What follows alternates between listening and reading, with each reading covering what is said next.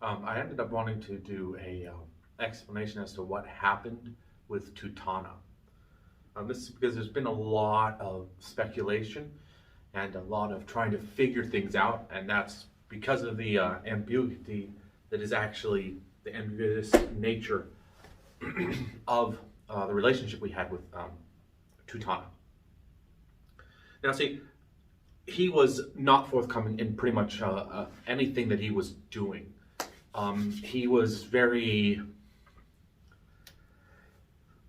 reserved. He was to himself, and he was an autocrat that just gave orders, and we did everything he told us to do. And that was kind of how he was going about it. But this is how the chain events have unrolled and unveiled and have led to where we're at. And this is probably one of the really most important things we need to understand, because if you don't know where you came from, you don't know where you're going. In this scenario, this is what happened. It started out with us moving to our new location. And our new location was designed so that the group had a place to go and to work on the hidden temple things. In fact, it was actually created by the hidden temple. It was set up in such a way that they had quests for us to help us develop. They had things to help us gather items that would help us to battle the upcoming battle. And this battle was supposed to start on the 21st. And that was supposed to be the first start of the battle. Okay, that is how it was set up, how things were going. We had a member of that temple named Apollo who did not agree with that assessment, and he thought that it was going to go a different route, but he also felt that the way they were going about it was wrong. So the situation ended up being that Apollo forced everyone's hand in a way to consider new alternatives to the whole running of this hidden temple and the approach we were making. At the time, right before Apollo made that decision, this is the crucial, important information. And it's obviously that this scenario is what led to Apollo wanting to turn everything over to us.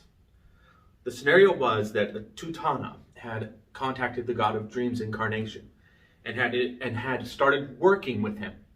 And he was really trying to help achieve a situation where we could start gathering items that were left behind for the god of dreams incarnation. In these scenarios, these people, Tana and his group, had forecasted several scenarios that were going to be used in certain forecastings. So basically, like the first scenario was I was dead, and Dream's incarnation would be actually living at this facility, and he would be doing everything at this facility in person. And that was the idea there. The second scenario was I lived. Dream came out and lived here with us. The beauty was here, Night was here, and the mother goddess was here, along with all of the other young incarnations. They were here at this location together. The third one was, I think Night was the only living member. I'm not quite sure. I know something like number 6 of their forecasting was just the mother goddess, or number 7 was just beauty, etc. They had all these scenarios of these are the most likely to have happened. The issue was none of them are the scenario we have now. The scenario we have now is basically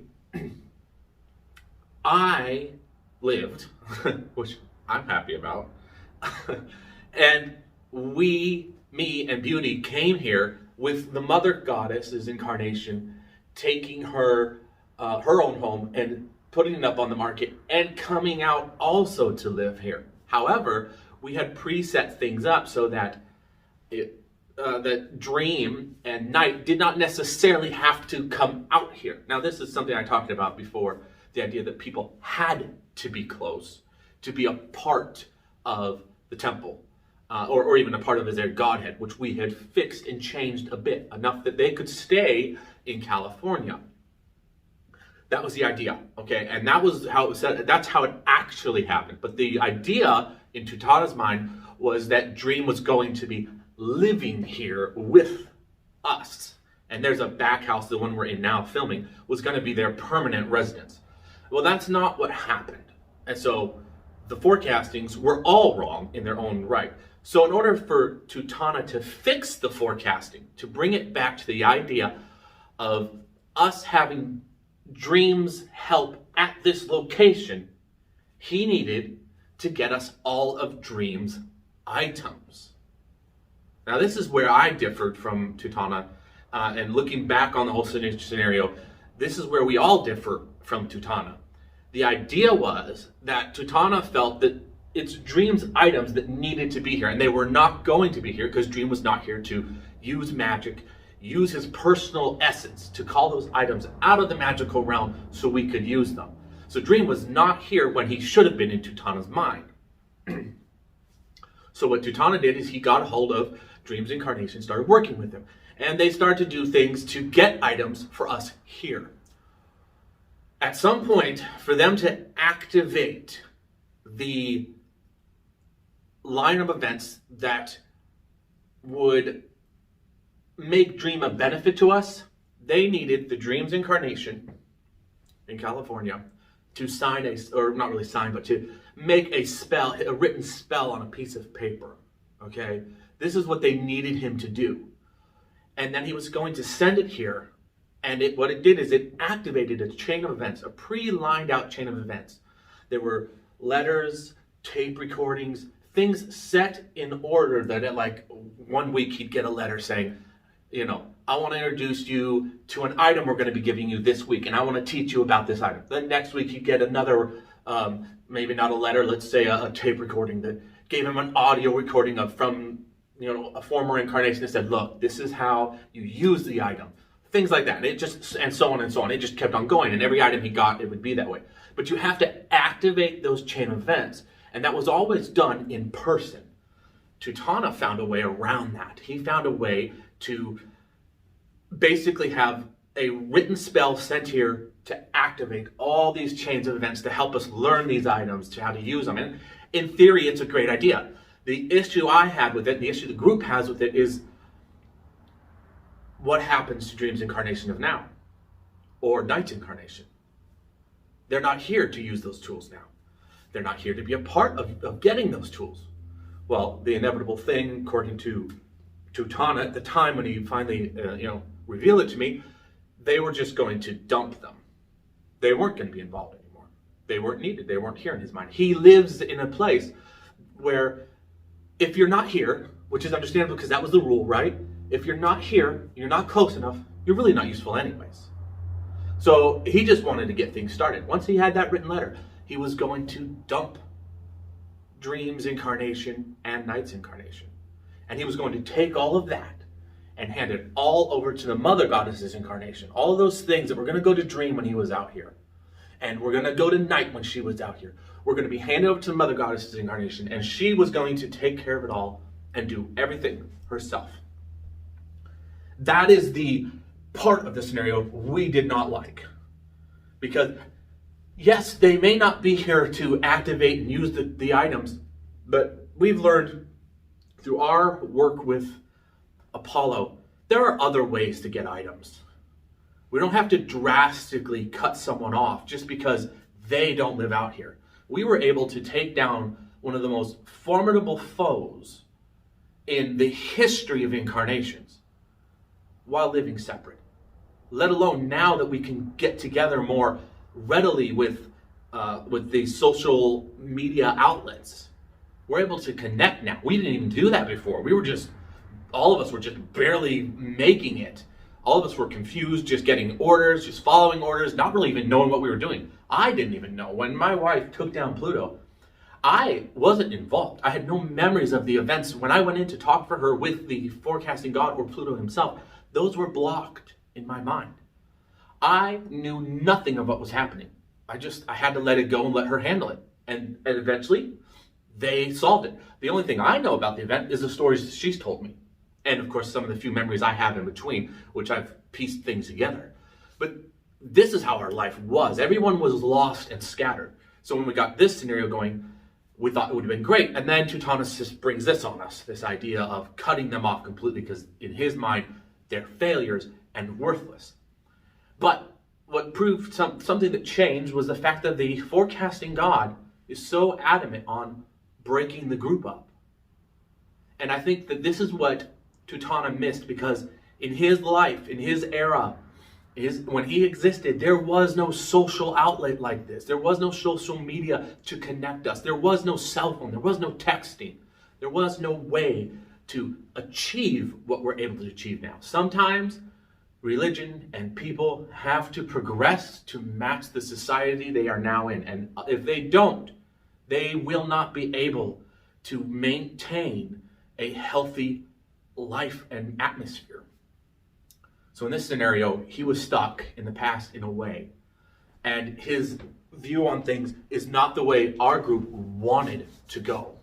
We want to be a group together.